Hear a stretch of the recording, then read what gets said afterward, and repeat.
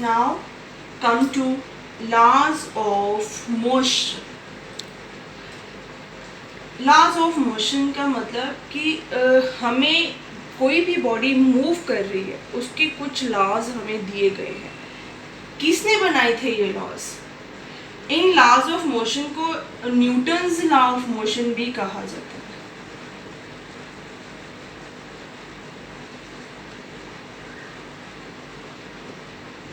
Newton क्या है? Newton वो साइंटिस्ट है जिसने क्या किया था, लॉज ऑफ मोशन को दिया था. Newton is the only scientist which gives you the laws of motion. सिर्फ उसने ही आपको मोशन के लॉज दिए थे और किसी साइंटिस्ट ने आपको मोशन के लॉज नहीं दिए हैं. ये चीज़ आपको याद रखनी है, ठीक है. उसने 3 लॉज दिए हैं. First law of motion. First law of motion में क्या कहता है? फर्स्ट लॉ ऑफ मोशन में कहता है कि a body does not change its position and direction and state of motion और rest until an external force is applied on the body. Means a body does not change its state of motion or rest or direction and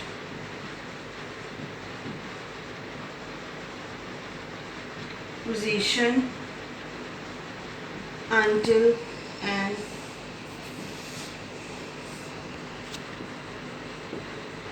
force is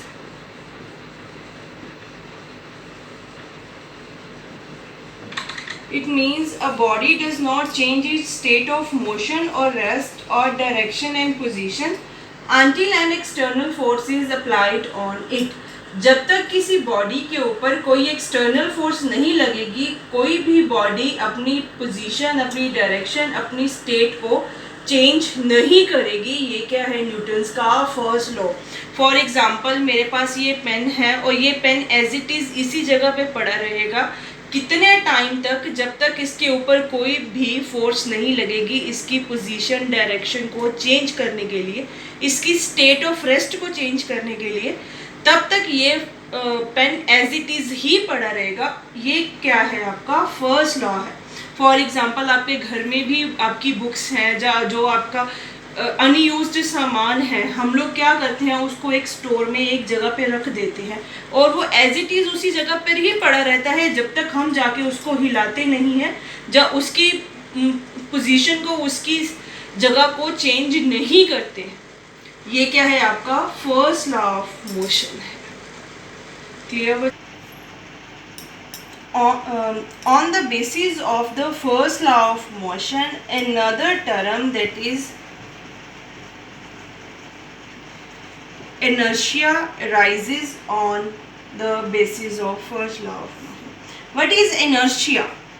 Inertia क्या होता है? Inertia is just a inability of a body to change its state of motion or rest or direction itself. It means किसी भी body की वो inability कि वो खुद ब खुद अपनी मोशन की स्टेट को या रेस्ट की स्टेट को या डायरेक्शन को खुद ब खुद चेंज ना कर सके, उसको हम लोग बोलते हैं इनर्शिया. इनर्शिया आपके 3 तरह के होते हैं रजे. एक होता है inertia of rest,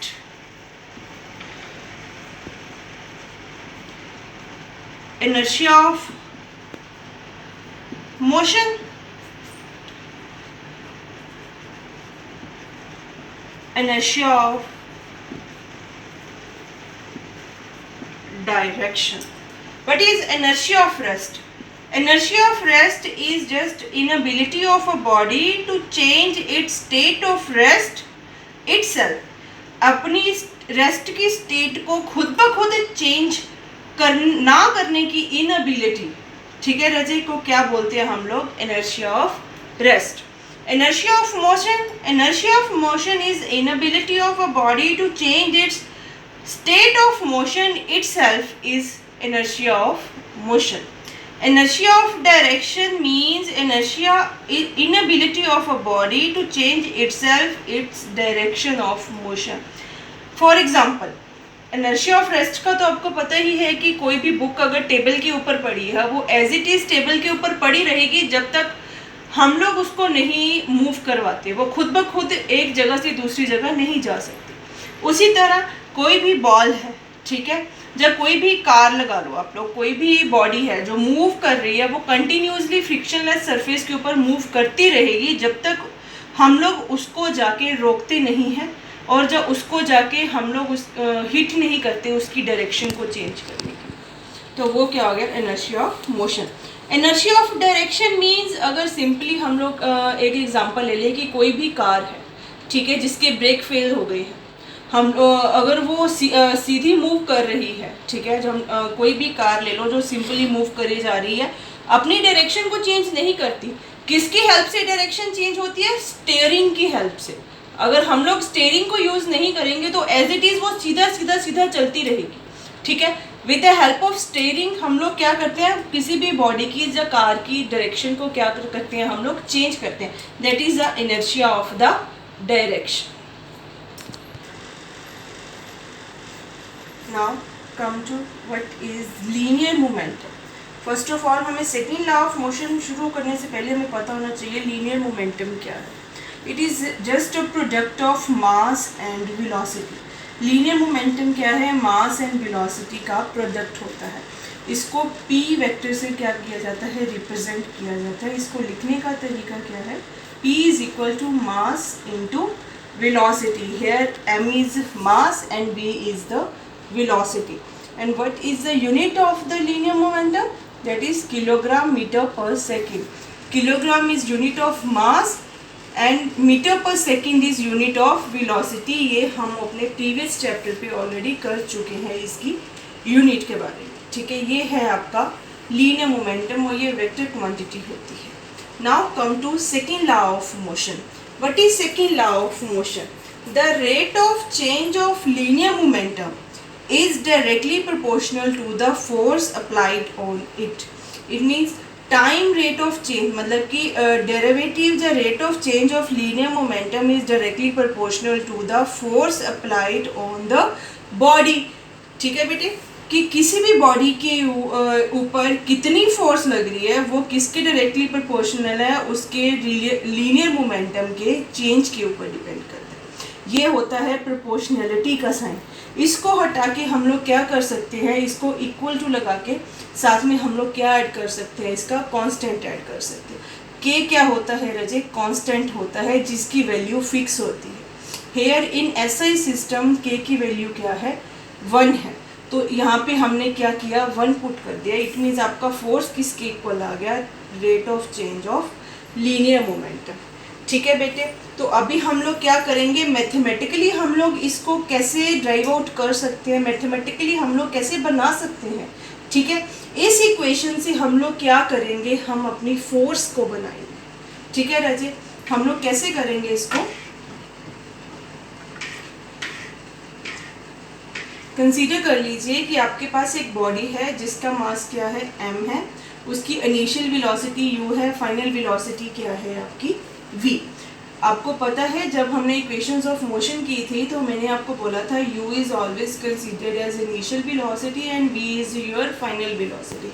for this let कीजिए pi is your initial linear momentum, that is mass into velocity, and pv is your final momentum, that is mass into velocity. Here u is for initial, v is for final. Clear रजे? इतनी बात आपको समझ में आ गई? Change in linear momentum,